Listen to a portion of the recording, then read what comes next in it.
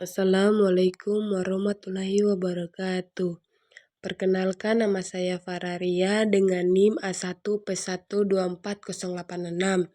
Di sini saya akan mempresentasikan tentang PPT saya, yaitu geomorfologi umum. Yang pertama, aspek yang dikaji dalam geomorfologi.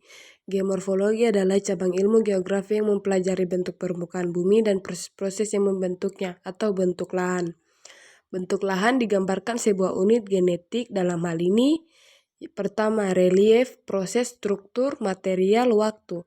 Bagian ini merupakan ontologi. Ontologi dalam filsafat ilmu adalah apa yang dikaji dalam hal ini bentuk lahan berdasarkan 5 faktor di atas. Lanjut, untuk memahami dan mempelajari disebut dengan epistemologi. Ada 4 epistemologi dalam aspek geomorfologi yang terdiri atas morfologi, morfogenetik, morfokronologi, morforasmen. Yang pertama, morfologi atau muka bumi. Morfologi terbagi menjadi 2, yaitu morfografi, mendeskripsikan tentang komposisi dan kondisi bentuk lahan. Contohnya, bentuk lahan gunung api yang berbentuk kipas, aluvial, dataran, banjir, kerucut gunung api, lereng atas, lereng tengah, lereng bawah, dan lain-lain. Morfometri. Morfometri yaitu kondisi bentuk lahan secara kuantitatif. Sebagai contoh yaitu kemiringan lereng, elevasi, jarak puncak dengan lembah, besaran longsor lahan, dan lain-lain. Yang kedua, morfogenetik. Morfogenetik adalah salah satu aspek dalam geomorfologi yang mempelajari asal-usul dan perkembangan bentuk lahan. Fokus utamanya adalah bagaimana bentuk-bentuk lahan terbentuk melalui proses geologi, tentunya yang melibatkan berbagai faktor seperti tektonisme, vulkanisme, erosi, dan sedimentasi. A. Morfostruktur aktif yaitu dinamika proses endogenetik berupa tektonisme dan vulkanisme yang berpengaruh terhadap bentuk lahan. Contohnya, terbentuk gawir sesar, antiklinal, patahan terkait dengan gempa serta erupsi masa lampau. Bagian B. Morfostruktur pasif yaitu dinamika struktur kulit bumi dan litologi berupa donasi yang berpengaruh terhadap bentuk lahan.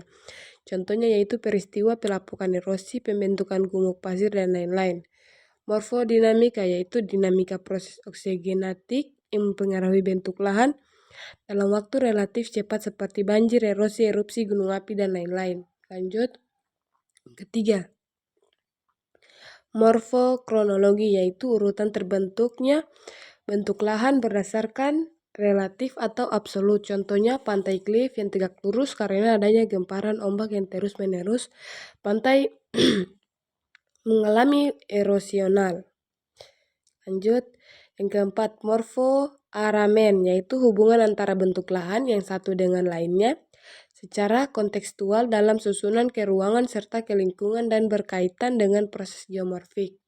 Model dalam geomorfologi. Model yaitu ciptaan ideal dari kenyataan seperti aslinya yang kompleks dengan maksud untuk menyederhanakannya hingga mudah untuk dipahami. Dunia nyata model ikonik atau citra atau foto udara model simbol. Model ikonik atau models. Models yang menggambarkan bentuk lahan dengan cara yang mirip atau menyerupai aslinya. Contohnya yaitu foto udara, citra satelit, dan gambar 3D. Model ikonik ini membantu visualisasi bentuk lahan dalam skala sebenarnya, seperti pegunungan dan sungai. Model simbolik atau symbolic models.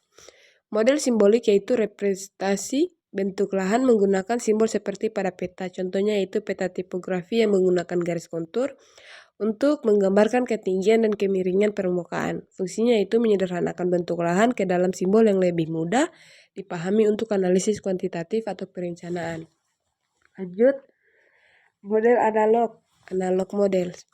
Model yang mempresentasikan fenomena alam dengan menggunakan sistem fisik yang setara atau serupa secara matematis atau fisik. Contohnya penggunaan alat fisik atau laboratorium untuk mensimulasikan proses geomorfik seperti simulasi erosi air di atas model tanah. Fungsinya memahami bagaimana suatu fenomena terjadi, memberikan pemahaman yang lebih mendalam mengenai interaksi antar proses.